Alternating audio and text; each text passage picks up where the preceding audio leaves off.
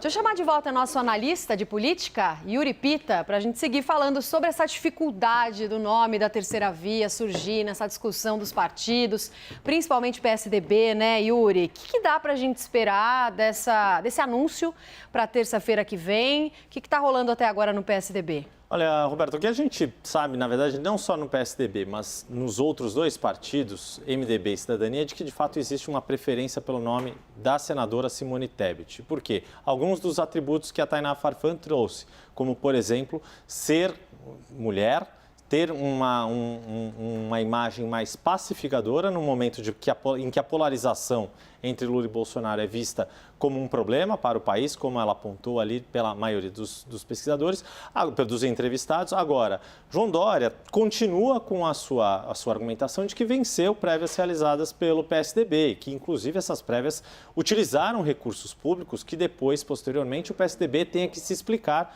para a Justiça Eleitoral porque usou mais de 12 milhões de reais para realizar um processo eleitoral que, no fim das contas, interno, mas que, no fim das contas, não resultou em ter a sua própria candidatura com nome. É claro que, do ponto de vista político, cabe uma justificativa para isso. Foi feita uma consulta interna dentro do partido, que chegou-se sim ao nome de João Dória, mas que, na atual circunstância, é isso que a gente tem visto da maioria dos tucanos, na atual circunstância ele deixa de ser o nome mais viável para defender os ideais do partido. A grande questão é que essa ameaça de judicialização, inclusive com questionamento sobre o uso de recurso público e que isso pode levar a algum tipo de judicialização também em relação a esses gastos, porque afinal de contas trata-se de dinheiro do fundo partidário, isso ainda vai dar muito pano para manga dentro do PSDB. Mas o que a gente sabe de fato é, João Dória resiste, mas existe um movimento muito forte para que ele seja convencido de que o nome que esses três partidos querem é o de Simone Tebet. E tem uma outra informação sobre essa pesquisa. Opa. Além de quebrar dessa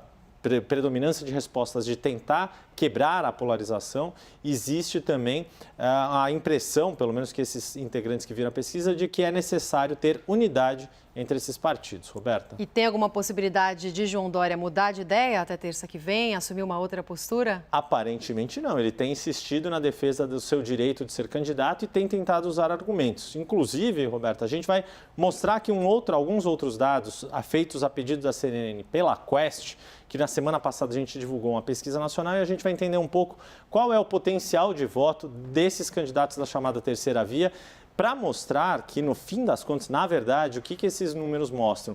Que a situação de João Dória e Simone Tebet é muito parecida, só que João Dória já correu uma boa parte desta maratona e Simone Tebet está no começo dela.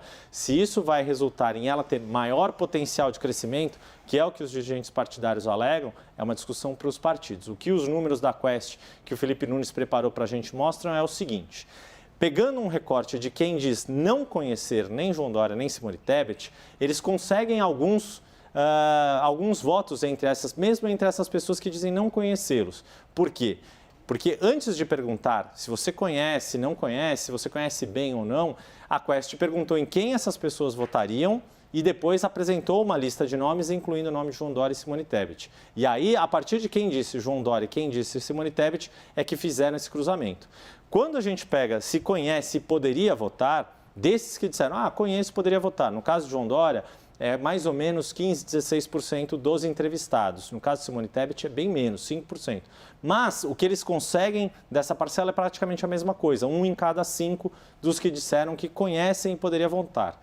Daqueles que disseram que conhecem e votam de fato, aí no caso de João Dória a gente está falando de 2% dos entrevistados. No caso de Simone Tebet, 1% dos entrevistados, metade de fato disse que votava em João Dória quando foi perguntado antes em quem votaria para presidente da República. E no caso de Simone Tebet, 44%. Como esse grupo são muito pequenos, 2% e 1%, a gente está falando praticamente de um empate técnico e não de vantagem de um sobre o outro. E aí, por isso que o que Felipe Nunes aponta é que existe mais campo para Simone Tebet percorrer porque ela é menos conhecida. O que João Dória tem é já um eleitorado consolidado, mas ele já é mais conhecido. E tem a questão da rejeição também.